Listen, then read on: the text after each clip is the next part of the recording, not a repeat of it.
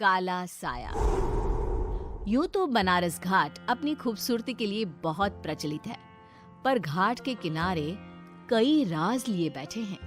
ये कहानी शुरू होती है बनारस के घाट के पास बने ममता निवास से, जहां प्रिया लाल जोड़े में ममता के घर उसकी बहू बनकर आती है।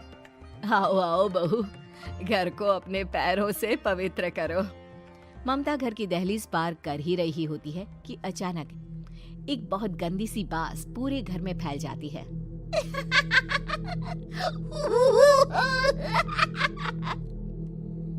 ये बदबू और ये आवाजें, ये कौन हंस रहा है माँ? अब ये पड़ोसी ना हमारे थोड़े अलग से है। कहाँ हम शाकाहारी और ये मांस मच्छी खाने वाले। छोड़, तू ध्यान मत दे और गृह प्रवेश कर। और हाँ बहू, अपनी सास की एक बात हमेशा याद रखना, इन पड़ोसियों से तो कभी बात नहीं करेगी। अच्छे लोग नहीं है ये। अपनी सास की ये बात मानेगी ना बेटा? हाँ माँ, जो आपकी मर्जी, मैं उनसे बात नहीं करूंगी। अगले दिन प्रिया अपनी पहली रसोई बनाने रसोई घर में जाती है। ये छोकी बात तो नाक में जा रही है। एक काम करती हूँ, खिड़की खोल देती हूँ।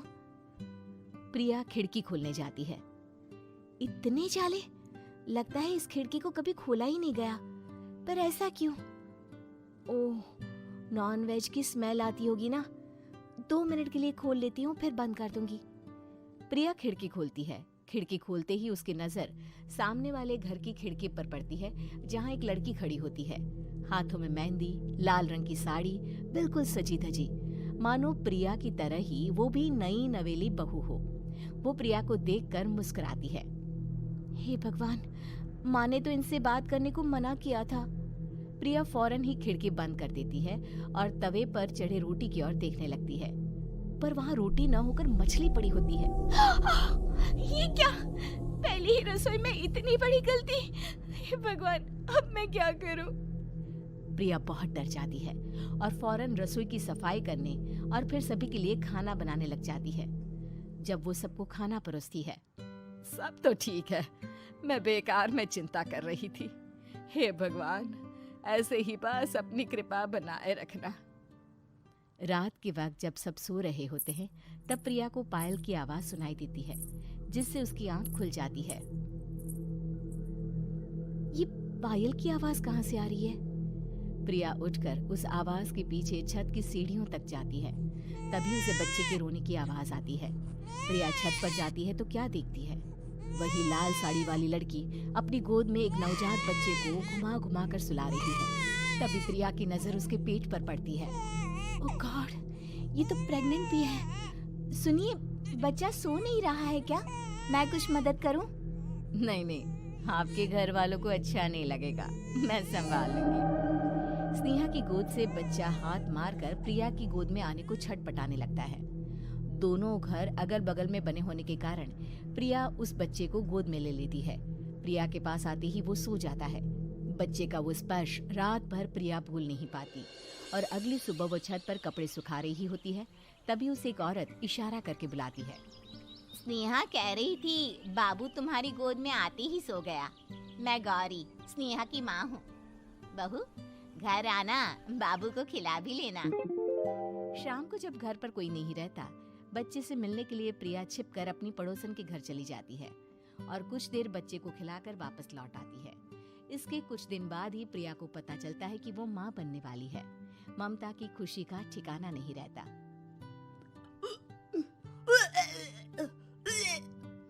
माँ जी, पता नहीं क्यों उल्टी आ रही है। प्रिया भागती हुई वॉशरूम में जाती है तो हरे और लाल रंग की उल्टी करती है। उस उल्टी में से कीड़े निकलते हैं। ये क्या? खून और ये कीड़े! माँ! माँ!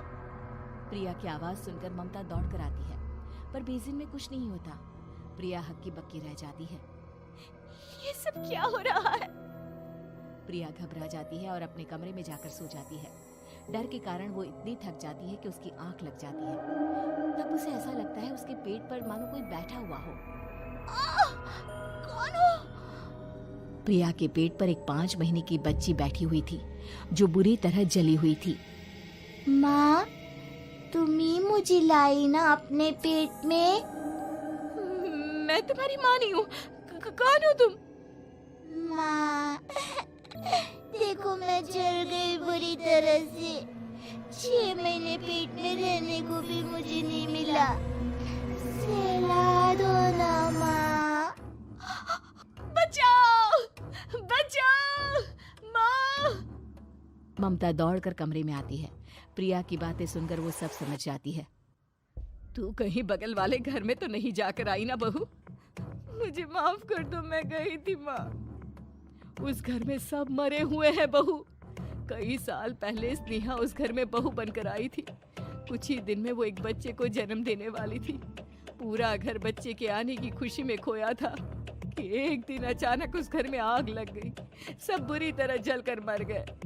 गौरी आज भी दादी बनने का इंतजार कर रही है और इसीलिए स्नेहा ने अपना अजन्मा बच्चा तुम्हारी कोख में डाल दिया। ममता ये कह रही होती है कि पीछे से उसके पैरों को एक बच्चा पकड़ लेता है। दादी, दादी। माँ, स्नेहा की गोद में यही बच्चा था। ये बच्चा कौन है फिर? तेरी मौत है। तेरी भी दादी। जिस चीज का ममता को डर था वही हो गया।